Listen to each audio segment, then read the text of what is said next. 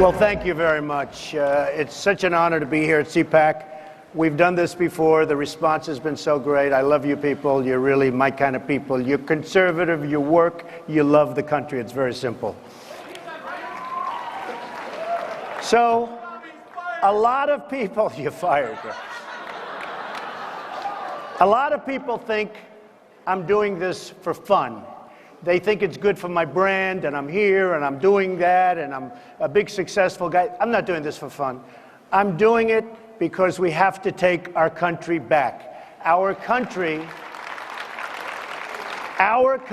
is in serious, serious problem. We have a president who's either incompetent, which I think he could be, or he's got his own agenda, which I know he does. I mean, he does definitely have the agenda. Washington is totally broken, and it's not going to get fixed unless we put the right person in that top position. It's just not going to happen. Now, the problem I have, I'm not a politician, thank goodness. Politicians are all talk, no action. I've dealt with them all my life. The king of zoning, the king of I deal with politicians. That's what I do. I deal with foreign leaders. I deal with people. In this country, our politicians are all talk, no action. Now, I'm a conservative, I'm a Republican. But I look at what's going on with the Republicans. I'm almost more disappointed with the Republicans because, and you can go right now. I mean, right now, they're sitting over there, and they're going to make a decision on whether or not to fund. And I guarantee the answer is we're going to fund, we're going to fund, we're going to keep doing it. Our president broke the law when he did what he did.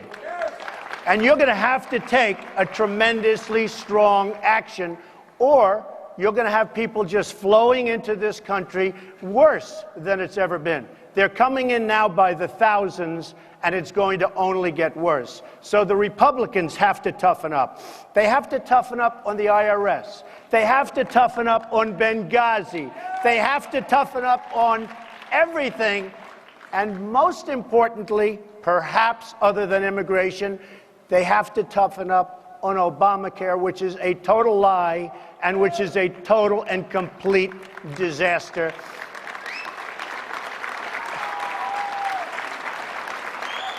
And when it kicks in, because it really kicks in 2016, when it kicks in, you are going to see some catastrophic results. People are getting out of business, companies are closing, all because of Obamacare. So they have to do something about that, and they have to do it now. Now, when was the last time you heard something good about our country? Well, we won. We beat China. We beat Mexico. We beat somebody. We never win. You don't hear good news about this country. We are in a position where we just never win, and that's because of our leadership. You need somebody, perhaps, that wrote The Art of the Deal, one of the great business books of all time, I might add. Now, you know, a little example. Somebody said, I can't believe you got the old post office. You know, right down the road, meaning on Pennsylvania Avenue. I wish it were right down the road. Right down the road, Pennsylvania Avenue, I got a building, the old post office. Great building. Everybody wanted it. GSA gave it out. We are doing an amazing job with it. It's under construction now for 6 months. The GSA gave it out. Obama gave it out. Trump got it. Now, is that good negotiating? It was, in the history of the GSA, one of the most sought-after properties ever. And Trump got it. And people said to me, how the hell did you ever get it when Obama's in charge of the GSA? But that's the way it goes, folks. And maybe that's what we need some of. So it's really, really important that we have people at that top position that know, because the country has such tremendous potential, unbelievable potential, and we just are not using it. Now, on ISIS, nobody, if I decide to run and win, nobody would be tougher than Donald Trump. Nobody.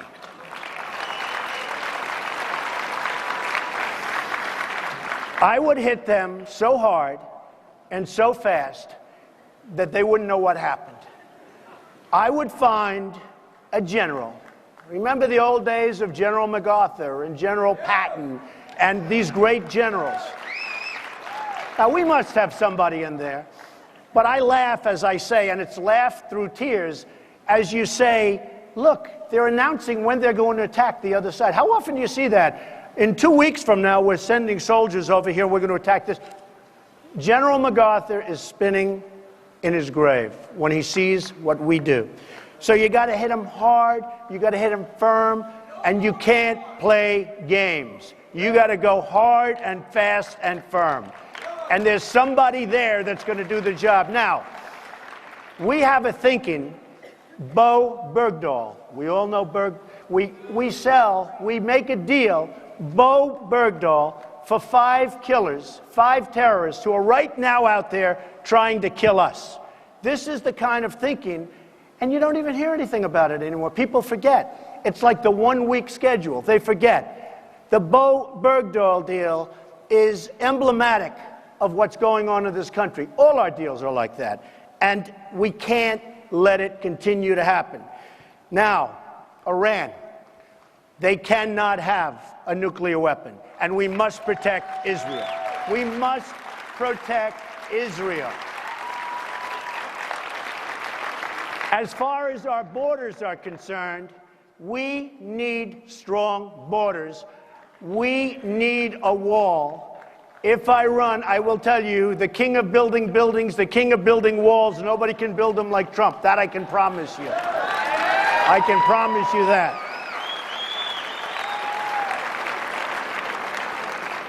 Executive order. We've got to knock it out. We've got to knock it out fast. Common Core is bad. Bad. Second Amendment is good. Now, really good. Now they want to take away your bullets, folks. I don't know if you've been seeing what's going on. They can't get the guns. Now they want to go after the bullets. But the Common Core, look, I came down very hard on Mitt Romney because he let us down. He really let us down. That should have been an election that was won. That was an easy election to win. I actually think probably easier than the next one coming up. There was no excuse for not winning that. I came down very strong. Likewise, Jeb Bush, he's in favor. He's in favor of Common Core. He's weak on immigration. Now think of it for a second. In favor of Common Core, he's weak on immigration. You remember his statement with they come over for love? That was his stance on immigration. I don't see him winning. I don't see there's any way. You people are going to have to make your own choice. Who knows? We have to rebuild our infrastructure.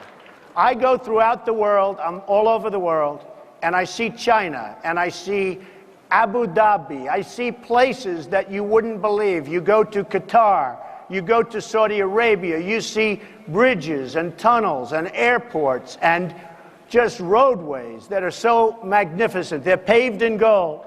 And then you come home and you land at LaGuardia, or you land at LAX in Los Angeles, or you land at Kennedy Airport in New York, and they're like third world places. Our roads are crumbling, everything's crumbling, and we're rebuilding China. It's got to stop, and we have the cards. Remember that. We have the cards. Social Security, I'm the only Republican that's going to say this, and I don't know if people are going to love it or not, but I think we've got to make this country rich again. We can do it with smart leadership. And when we make it rich, we can save Social Security, Medicare, and Medicaid, and not cut it like almost every Republican wants to do. Let's cut Social Security, cut Medicare, cut Now, you go after the fraud and abuse, but you don't cut it. We make the country rich again. We take back the jobs from China and other nations, and you're not going to have to cut Social Security, Medicare, etc. And nobody else is going to tell you that. We're at $18 trillion in debt. We're very soon going to be a lot more than that, and we're going to reach $24 trillion. When we do that, that's a sacred number, because that's a number from which there's almost no recovery. So we better get going, and we better get going fast. I just want to leave this with you. To be a winner, you have to think like a winner. Our country hasn't been thinking like a winner. We're totally on the defense. We're being laughed at all over the world for our stupidity. We're giving things away. ISIS, you know where they have their military? They take it from, we leave it for Iraq, and ISIS comes in and takes it. I see these trucks and these beautiful tanks. They're all American tanks. They have our, we have to use our head. We need brilliant leadership. We can make America great again. There's tremendous potential in this country, and my whole concept is make America great again. We can do it. Thank you. Thank you. Thank you. Thank you. Thank you very much. And now we have Sean Hannity. Where's Sean? Come on, Sean. Get out here, Sean. Hey, here I am. Give it up for Mr. Donald Trump. You all doing Thank okay? you, everybody. Thank you. They have chairs, or you want to stand? We'll stand. Let's stand. He likes to stand. Okay, first question. By the way, it's great to see you. Nice to see you. Don't read into this. This is a Donald Trump wow. tie. Do not take that as an indication that I'm committed. I still haven't made up my mind yet, They do very well. Mr. Buy 'em Trump. at Macy's. That's right. I'm going to get fired here in a minute. All right, you know what? The first question many of my friends ask, okay, you've kind of flirted with running before, but then last time, primarily. Yeah, I did, and I thought Romney could do it, and he let us down. I did. I love what I'm doing. I mean, look, I love building. I'm building all over the world. I love it. More than anything else, I love it. But I love this country. My children now have grown, Ivanka, Don, Eric. They're very, very ensconced in the company. I have great executives. I can now let them run things, and I have no problem. But, you know, when you're building, it's very hard for a person like me to run because I have a lot of things happening. A politician, they run. What do? They run, they lose, they win, they run. With me, I give up a lot when I do this. I already told the Apprentice people, you know, NBC wanted to renew, and I said, I'm doing something else. It's very important to me. I'm doing something very important. So I'm looking at it very seriously. I don't want what happened to Mitt Romney to happen again, because that was a tremendous blow for this country. Okay. If I had to ask you on a scale of 1 to 100, where are you on this scale in terms of where you think you are in deciding to run? 1 to 100, I would say 75 and 80. I am really inclined. I want to do it so badly. You know, I have the theme. It's my theme. It's Make America Great Again. That's what I want to do. We can do that in this country if we had people that know what they're doing, if we had people that are competent. All right, let's talk about, I just had an opportunity to speak to this great crowd, and I talked about the economic problems we have. You're known for being a businessman. Correct.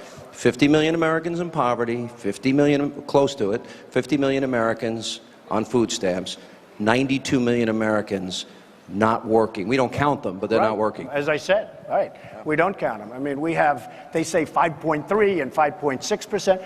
I think it's over 20%. During the speech, I said 20%. How do we get them? How would Donald Trump, as president, get these people back to work? You have to take the jobs back from China. You have to take the jobs back from Mexico.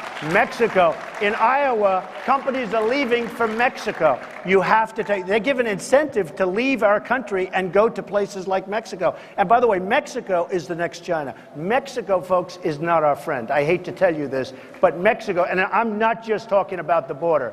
Mexico is ripping off the United States big, big league, and we better do something. But jobs going to China, to Mexico, to Brazil, they're going everywhere but here. And we've lost our manufacturing, and we've lost our manufacturing base. Sean, you hear about, as an example, Apple. Sure, it's based here, but they do all their work. They make all their product in China. It's a wonderful place, wonderful. And I have tremendous experience with China. I've made a lot of money with China. And I had some pretty hard times with China, and I was the one that came out on top. Believe me, this country can come out on top. Okay. Let me ask, I think everybody's got to have a vision. If I were to ask you that you become president, your top 5 agenda items, okay, what are they? Well, let's start with ISIS. You have to just hit them and hit them hard. You got to get rid of that whole situation. And you know, if you were going to ask me that question 2 years ago, 3 years ago, probably it wouldn't have been the first thing on the agenda, but right now it's become so severe, so bad. And I always said, take the oil. They have the oil. ISIS first. Obamacare, I would repeal it, and I would get something that would be so much better than Obamacare. so important.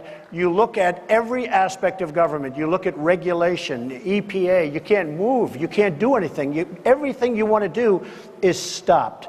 You have to do that. I would build a tremendously strong military. Our military has been let go, and it's been let go badly. And you know, being in the real estate business, all the time I get these listings for army bases that are for sale, and they're selling everything. I said, aren't we going to have any army bases left? All the time. So many bases are for sale. I say, what are we going to do about it?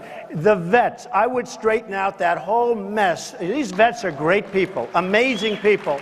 And I would straighten out that mess like you wouldn't believe, and I'd be in there really fast, and I would be working on Iran, and I would be helping Israel big league. There wouldn't be speeches made behind my back.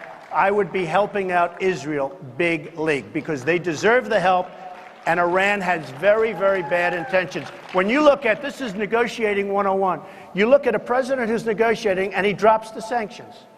Now, I would have said triple up the sanctions. So now they're not doing anything. They're not coming to a good conclusion, and I hear the deal is terrible. So when Bibi comes here, it's going to be very interesting what happens. But we have a president that truly doesn't know what he's doing. With ICE, let me go back to ISIS for a second. Let's get to specifics here. We see what the Jordanians are doing. We see what the Egyptians are doing. What would specifically you do to, A, stop Iran's nuclear program, and B, to defeat ISIS? Because I don't hear you saying degrade them. I hear you saying defeat them. Defeat. Well, with ISIS, I just hit them really hard. And that would probably, and you know, a year ago you wouldn't have said it and nobody would have liked it. Now everybody likes it. You may have to have some boots on the ground for a period of time until you get rid of the cancer. That's number one. You may have to have that. Look, they're cutting off the heads of people. They're burning people at the stake. It's like we're living in medieval times. You have to do something. As far as Iran is concerned, if they respected our leadership, they'd negotiate. If we put sanctions all over the place, they would negotiate. They were being very badly hurt by sanctions. Now, they're not, all of a sudden, it's like they're not taking us seriously. With Iran, sanctions all over the place, believe me, you can make a right deal. If you have the right negotiator. You know, part of the problem we have, Sean, we have people that are diplomats doing on they know nothing about negotiating. All they know how to do is keep their job. They know nothing about negotiating. If we had the right people, we could solve the ISIS problem and we could solve the Iran problem, and a lot more quickly than you think. You made a statement about immigration where you said, I'm great at building things. I'm great at building fences. Well, I would build a wall. It all starts with a wall. You have to build, you have to stop. And first of all, it also has to go with Mexico having some respect for our country. They don't respect us whatsoever. People are flowing through Mexico. And what a lot of people don't realize, the hardest country, one of the hardest countries to become a citizen of, you probably couldn't do it, is Mexico. The people flow right through Mexico, they shove them through our borders, and we have no idea. And by the way, you don't know where those people are coming from. They could have very, very bad intentions, and they don't necessarily have to be from the areas that you think they are. Well, Mexico puts them in jail, or they tell them to go home immediately. Mexico is one of the hardest countries in this world to become a citizen of, but they just flow them right through our border. And I see it the other night on television, I'm watching, and thousands of people, they're just walking across the border. No, you have guards are standing there, they just walk right across. What, are we stupid? It's just hard to believe that this can happen. There's so many young people in this room. Obama will, by the time he leaves office, will have accumulated more debt than every other president combined. What do you say to them about how a President Trump could balance the budget? I understand debt. I understand business better than anybody that's ever run, in my opinion, for office. Nobody's had the success in a business sense that I've had. I know how to get rid of debt. I would get rid of that debt, and I would do it quickly because it's sitting out there, and it is a time bomb for this country. Specifically, though, because this is important, I like the penny plan. Cut a penny out of every dollar. It's fine. But I like two plans. I like making the country rich again, taking in tremendous amounts of money, stopping China from ripping us, etc., and also cutting costs. But not cutting them when it comes to the military, and not cutting them when it comes to Social Security either. All right, I see they keep telling. Every time I'm up here, it says wrap up now. I don't know why. Real quick, lightning round, real quick answers. Abortion. Okay? Well, I'm very pro-life and feel strongly about it. And with exceptions, life of the mother, etc. But I am pro-life. Rape and incest. Life and the mother. Yes. Those three exceptions. Life of the mother, Okay. rape, incest. Gay marriage. I'm for traditional marriage. I think it's a states' rights issue, not a judge issue. It's a voter issue, but it's a states' rights. But I am for traditional marriage. Colorado, marijuana, good or bad experiment? I'd say it's bad. Medical marijuana is another thing, but I think it's bad, and I feel strongly about that. Well, hang on. What about the states' right aspect of it if the people of Colorado If decide? they vote for it, they vote for it. But, you know, they've got a lot of problems going on right now in Colorado, some big problems. But I think medical marijuana, 100%. Okay, let me mention some names to you and just get a quick response. Hillary Clinton. Like a one-word response, I sort of think of Benghazi. I think of a failed Secretary of State. But Benghazi was a disaster. And amazingly, I don't think it resonated like it should have, but Benghazi was a total disaster. We learned today that, in fact, they knew from the first minutes of that attack that it was a terror attack, which I think will become a bigger issue. Bill Clinton. Nice guy. Got a lot of problems coming up, in my opinion, with the famous island with Jeffrey Epstein. A lot of problems. Barack Obama. Incompetent president. Okay. You obviously, the American dream has worked in your life, in your father's life, your family's life. I know a lot about your background. We're now talking a lot about American exceptionalism.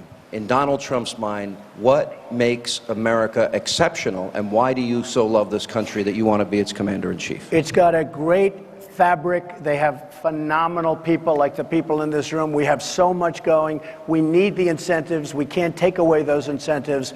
But we have a country that can be so great again. We have a country that will be absolutely admired by everybody. Right now, it's not admired by other countries. And I deal with these countries. They talk to me, Sean, and they say, I can't believe. Chinese, they say, they're friends of mine. They say, I can't believe we're getting away with this. In Saudi Arabia, they say, I can't believe we get away with this. They don't put up the money. We're fighting wars for them. They don't put up the money. I know these people. I have nothing against China. Their leaders are just much smarter than us. So if we bring our country back to the grassroots, if we keep the incentives going, I'm telling you, the potential of the United States is so incredible if we do it properly and if we have smart, really smart leadership. One last question. You almost single-handedly were out there questioning President Obama's background. You said, how can you not show a birth certificate? Right. I'm not bringing up that issue as much. You also wanted to see his college records. Right. Some people have criticized you for asking those questions. What is your response? Well, I did want to see, I still would like to see his college records. I mean, I'd like to see a couple of things. And I'm not looking at his marks. I'd like to see where he put on. Hey, look, he wrote a book when he was a young man, and it said, born in Kenya, blah, blah, blah. I don't know where he was born. I would like to see his college records. I think it's important. Now, as far as the birth certificate, Hillary Clinton wanted his birth certificate. Hillary is a birther. She wanted it, but she was unable to get it. John McCain fought really hard and really viciously to get his birth certificate. John McCain failed, couldn't get it.